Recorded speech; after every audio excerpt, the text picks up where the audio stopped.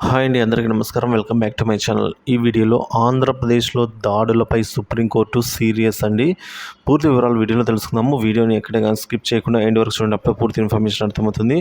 వీడియోలోకి వెళ్ళే ముందు వీడియోకైతే ఒక లైక్ చేయండి. ఆలస్యం చేయకుండా వీడియోలోకి అయితే వెళ్ళిపోదాం. ఆంధ్రప్రదేశ్ రాష్ట్రంలో కూటమి అధికారంలోకి వచ్చిన తర్వాత రాజకీయ పరిణామాలు శరవేగంగా మారిపోతున్నాయి. వైసీపీ టార్గెట్గా జరుగుతున్న కొన్ని సంఘటనలు ఆ పార్టీ నేతలను ఇప్పుడు కలవరపెడుతున్నాయి. వైఎస్ భారతిరెడ్డి పిఏ పోలీసులు అదుపులో ఉండటం ప్రస్తుతం సోషల్ మీడియా వేదికగా హాట్ టాపిక్ అవుతోంది.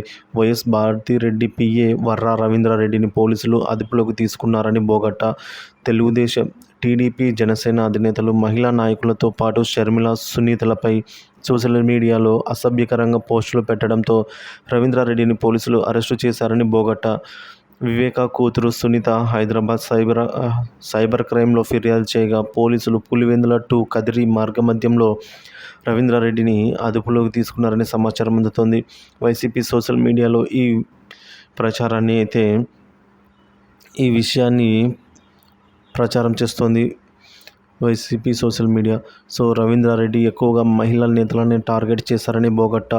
హోం మంత్రి Anitha, TDP social media activist అయిన ఉండవల్లి అనూషల సైతం గతంలో రవీంద్రారెడ్డి అసభ్యకరంగా పోస్టులు పెట్టిన ఆరోపణలు ఉన్నాయి.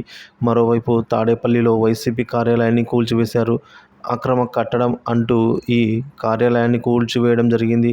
సిఆర్డీఏ ఆదేశాలపై వైసీపీ కోర్టును ఆశ్రయించినా కూడా పట్టించుకోకుండా కూల్చివేశారనేది సమాచారం. తెల్లవారక ముందే సిఆర్డీఏ ఆదేశాల్ని అధికారులు అమలు చేశారని కామెంట్లు వ్యక్తమవుతున్నాయి. టీడీపీ కక్ష సాధింపు చర్యలకు దూరమని చెబుతూనే కక్ష సాధింపు చర్యలకు పాల్పడుతుందని అయితే కామెంట్లు వినిపిస్తున్నాయి.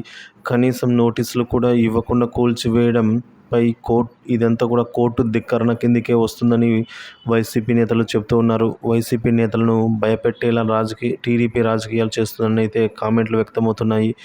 జగన్ మాత్రం ఈ సంఘటనలపై ఇంకా స్పందించాల్సి ఉందని నెటిజన్ల నుంచి అభిప్రాయాలు వ్యక్తమవుతున్నాయి. వైసీపీపై దాడుల వల్ల టీడీపీ భవిష్యత్తులో తీవ్ర స్థాయిలో నష్టపోయే ఛాన్స్ అయితే ఉంటుందని చెప్పవచ్చు. ఈ తరహా దాడులు సరికావని కామెంట్లు కూడా వినిపిస్తూ ఉన్నాయి ఫ్రెండ్స్.